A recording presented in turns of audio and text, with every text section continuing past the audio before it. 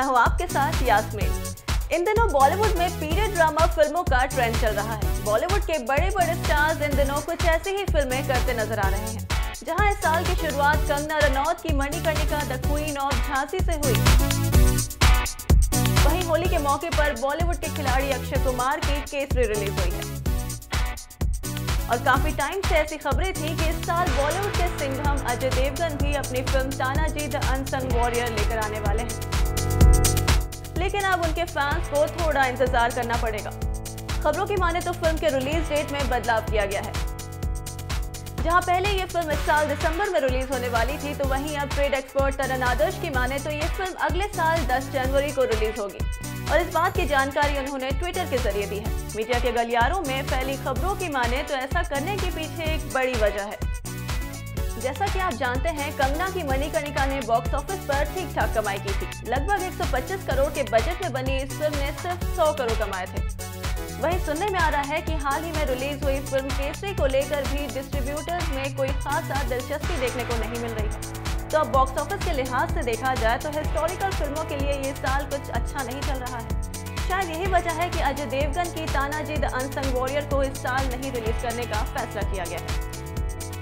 या यूं कहें कि कंगना और अक्षय की वजह से अजय आगे चलकर कोई मुसीबत मोल नहीं लेना चाहते हैं। बता दें कि इस फिल्म का प्रोडक्शन अजय देवगन और भूषण कुमार के प्रोडक्शन हाउस से किया जा रहा है। ओम राउत के डायरेक्शन में बनने जा रही इस फिल्म में सैफ अली खान भी इम्पोर्टेंट रोल में होंगे। I'm sorry about that. But I think that's how Neha planned it. But I'm sorry if it felt like that. It wasn't deliberate. सबसे पहले कांग्रेचुलेशन। Thank you. लुक ऐसा ही रखिएगा। Yes. और मणिकर्णिका जैसा कि नाम वैसे फिल्म बनी और Thank you. बहुत साहस भी दिखाया। Thank you. वेल हमारे लिए, हमारी सारी टीम के लिए आज का दिन बहुत ही ज़्यादा एक्साइटिंग है, सौभाग्यशाली है, क्योंकि जैसे मैंने कहा कि फ़िल्म की अपनी जर्नी रही है और बीच में ये पार्टी हम लोगों ने काफ़ी पहले भी प्लान की थी जब फिल्म ने 100 करोड़ क्रॉस किए थे। पर इतनी ज़्यादा कुछ दुर्घटनाएं हो गई बीच में कि उसमें फिर सभी का मन ही नहीं किया पार्टी करने का। लेकिन आज हम लोग फिर से that spirit has come back कि this is a gratitude party for the crew. जैसे आपने देखा होगा हमारा मणिकर्णिका का क्रू यहाँ पे है सारा। एंड आई थिंक फिल्म में ऐसे बहुत सारे अनसंग हीरोज़ होते हैं, शायद आप लोगों ने उनको पहचाना भी नहीं। यहाँ पे बहुत ज़्यादा जो हमारी फिल्म के जिन्होंने BGM किया है या एडिटिंग की है, या जो हमारे फर्स्ट AD हैं, जो हमारे वो crew, I think it's a gratitude gesture from my side and from entire team side. तो so that is a endeavour कि पूरी फैमिली, जो हमारी फिल्म फैमिली है, उसको साथ आकर हम लोग ये चीज़ के लिए ग्रेटिट्यूड एक्सप्रेस कर रहे हैं। कंगना जो इनवाइट आया है उसमें हमें अभिनंदन की भी बात कही गई है कि वो छोड़े हुए हैं, तो उनके भी बारे में जानना चाहिए। क्या लगता है कि ये जो नया हिंदुस्तान है ये किस तरह का है? वेल आपने देखा होगा पहले भी कई सोल्जर्स कैप्चर हुए हैं, लेकिन ऐसा कभी नहीं हुआ कि इतना जो इस तरह से हमारे सोल्जर वापस आए हैं। कई टुकड़ों में तो वापस आए हैं, हमने रिसीव किए हैं, मगर इस तरह से रिसीव नहीं किए हैं। तो ये जो है नए भारत की शुरुआत है। और आई थिंक हम लोगों का जो स्टैंड है वर्ल्ड में, it's very clear that we are not going to take things lying down, and also we are going to reciprocate the way we are dealt with. So definitely it's a good strategy to have. काफी लोगों ने movie को criticise किया था, but आपको लगता है box office ने सबका मुंह बंद कर दिया है? वेल मुझे नहीं लगता कि फ़िल्म को, यस कुछ लोग थे जो अफवाहें फैला रहे थे, लेकिन फ़िल्म को शायद किसी ने क्रिटिसाइज़ नहीं किया है। फ़िल्म को सभी ने काफ़ी पसंद किया है, और उसका रीज़न एक ये भी है कि रानी लक्ष्मीबाई बहुत ही एक आइकॉन है सबके लिए, तो उनको बहुत ज़्यादा प्यार मिला है और बहुत ज़्यादा सराहना मिली है। कंगना मूवी को पसंद बहुत किया गया और बॉक्स ऑफिस पे भी 100 करोड़ प्लस हो गया, बट डोंट यू थिंक ये फिर भी एक फिगर है वो थोड़ा कम था? बिकॉज आज कोई भी मूवी हम देखते हैं तो वो 200 करोड़ 300 करोड़ वैसे ही पार कर जाते हैं। So what do you want to say about it? पर हम लोगों ने 150 वर्ल्ड वाइड किया है, and I do not think it's a figure जो कि it's not significant. It is very significant. और ऐसा नहीं है कि हर फिल्म को एक पैरामीटर से सिर्फ पैसों का ही पैरामीटर हो हर चीज़ को देखने के लिए। It's definitely landmark film. और कंसीडरिंग द फैक्ट कि हमारे साथ उरी और ठाकरे जैसी फिल्में भी साथ में रिलीज़ हुई थी, और ऑलमोस्ट खासकर उरी को लेके नेशनलिस्टिक की फिल्म थी. So I mean considering all of that I think it's a very good number and we are very happy with it. Ma'am आपको लगता है मैम कहीं ना कहीं मैम ट्रिलॉजी जो आप प्लान कर रही हैं, मतलब वो do you want to share something about? या श्योर. आई थिंक क्योंकि जिस तरह से मणिकर्णिका रिसीव हुई है, आई जस्ट फील आ जाओ जिस तरह से मणिकर्णिका रिसीव हुई है, I think there is definitely a super hero film inspired by real characters. इन मोहतरमा ने मुझे कहा कि नवरी पहनते हैं और खुद नहीं पहनी. नहीं, बट अभी क्या बोलूँ मैं. ठीक है. Okay, so basically for me, like it's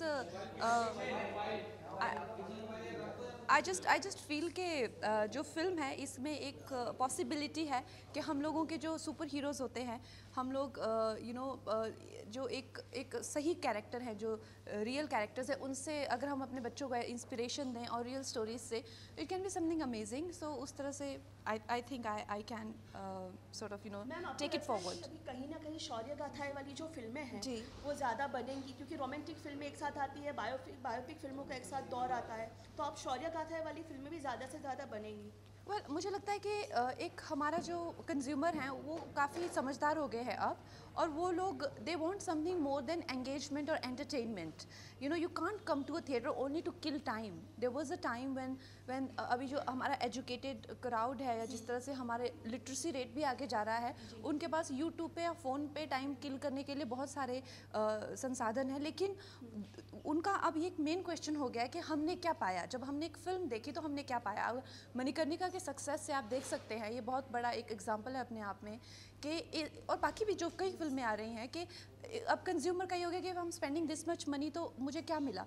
सो चाहे वो हमारी हिस्ट्री हो या हमारा कोई इन्फॉर्मेशन हो या किसी तरह का expansion of the dimension of the understanding and perspective, so उस तरह से I think is important. Otherwise I think they will go far ahead of us. This is the first time in the history of entertainment business where the consumer is ahead of the people who are creating content. क्योंकि उनके जो, मतलब मैं एक आम इंसान को मिलती हूँ तो वो मुझे 10 टाइप के नेटफ्लिक्स बता देते हैं. ये जो कंटेंट होते हैं they are exposed to, and I am not. मेरे पास टाइम नहीं है इतना उनको देखने का. So I think we need to catch up with them, they don't need to catch up with अस.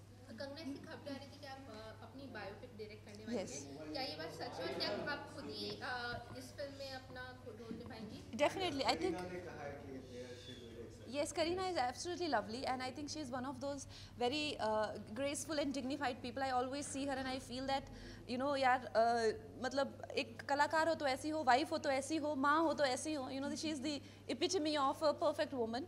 और वो हमेशा मुझे बहुत प्रोत्साहित करती हैं, बहुत प्यारे मैसेजेस भेजती हैं. लेकिन उनके बारे में मैं ये कहना चाहूँगी कि she is very inspiring to me. और मेरी जो बायोपिक है, we are working on that. Before that I might start the trilogy, but biopic will happen definitely. Ma'am आप ऑलवेज सरप्राइज देती हैं. आप ऑलवेज, अभी आपने इंडिया टुडे कॉन्क्लेव में भी हम सबको सरप्राइज दी कि आप डेट कर रही हैं और शादी भी करने वाली. अब ये मैम, अभी आज की सक्सेस पार्टी तो हमने देख ली, और दूसरी शादी की सक्सेस पार्टी कब? I think this is definitely not what I said. In fact, I was asked if I'm dating, and I said I'm not dating. But yes, if like being a young woman, do I have somebody in my life? Yes, but having somebody and dating and marriage, ये लोग ये degrees है. अच्छा. Progress की. So let's see. When the unfortunate Pulwama attack had happened, came out with a series of very strongly worded statements. One of which was also about people from the fraternity who chose to go to attend an event in Pakistan despite the Uri attacks and everything. However, there were some reports, and you can clarify, that even Manikarnika had released in Pakistan despite the Uri attacks, and it continued to screen while the Pulwama attack happened. Yeah, see what happens is that when a film is distributed, they had the DCP, which is the digital copy. उसको उनसे छीनने के लिए army भेजनी पड़ेगी. जो हमने ऐसे ही बाई एयर भेजी थी, लेकिन उन्होंने मेरी DCP वापस नहीं लाई. So the thing is that when you can stop from future releases to happen, but what is in their possession, if that has to be taken from them, so it's like it will be again the same situation. So can we expect कि आप आने वाली अपनी movie वहाँ पे नहीं देंगे? Well, definitely yes. If I'm producing a film, that definitely that is the route I will take. I mean, why should we? And it's not that it's a very big territory. It's almost insignificant, isn't it? The argument was, why did it even release in Pakistan? discussed enough about it. Yeah, Justin, I think- we can move on to next question. She's answered it. That is Well, I think that is, I mean, precisely the distribution and the trade was going like that. I assume, because obviously I'm not the minister in charge of the trade, how things are happening in the country. But if you ask me, for me, like, it's very important, the sentiment of the country, the sentiment of the Jawan's family, that is very important. Does it make a significant statement? No. These can be called small steps, you know. But is it, if it, that's all we can do, we should, we must.